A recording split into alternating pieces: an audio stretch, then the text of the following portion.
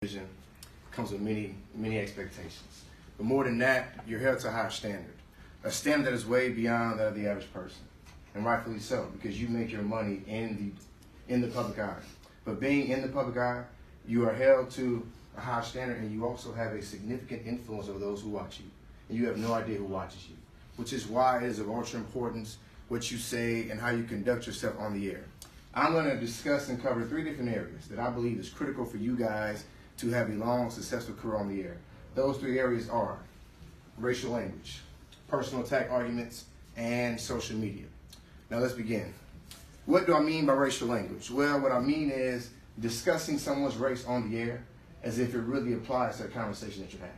Because usually it doesn't. Unless you're discussing an activism or a protest, someone's race is irrelevant and should not be discussed.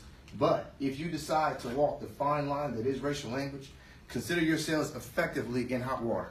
Because in this business, more than anything, perception is reality. Meaning, Aaron could have meant to say something in one particular way, but the audience takes it a whole nother way. They thought what you said was controversial.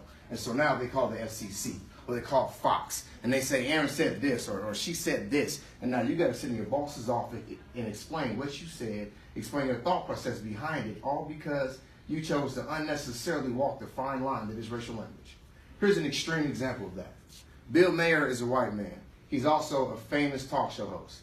And he was on his show one night and he was talking about black people. And according to the New York Times, Bill Maher uttered the phrase, "house nigger," on live TV. Now, I don't know if you guys know what that means, but I'll briefly explain it. It refers to a black person back in the slavery days who was an in-house slave for the white man. Bill Maher, being a white man, said that. Social media was outraged. Black and white celebrities were outraged. They refused to go on his show. He lost fans, he lost viewers, he had to issue an apology, all because he made a joke about race. Race is not a joke. Okay, how about this more basic example? Rob Parker is a black reporter. A few years ago, Rob Parker was on ESPN talking about Robert Griffin, who was a quarterback in the NFL. And according to News1.com, Rob Parker said this about Robert Griffin: "He's not one of us. He's not a real brother. His fiance is white." Rob Parker went that far on live TV with race. Safe to say, Rob Parker has not been on ESPN since. He was fired because he didn't take race seriously. You guys are on air. Race is to be taken seriously, and it is not a joke. Second area we need to discuss: personal attack arguments.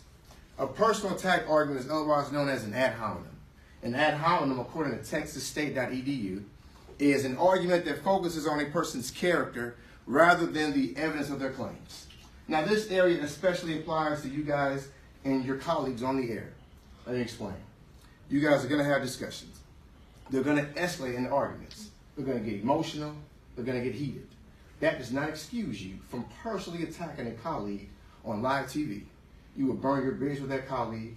You will alienate other colleagues who won't want to come on the air with you. And you will force your bosses to reevaluate your performance and to decide whether either temporarily or permanently take you off the air because you created a hostile environment by making an ad hominem against a colleague on live TV in public. I don't care if Jackson says all kids should carry guns. You guys should focus and will focus on the evidence of his claims rather than Jackson personally. You guys are required to display professionalism.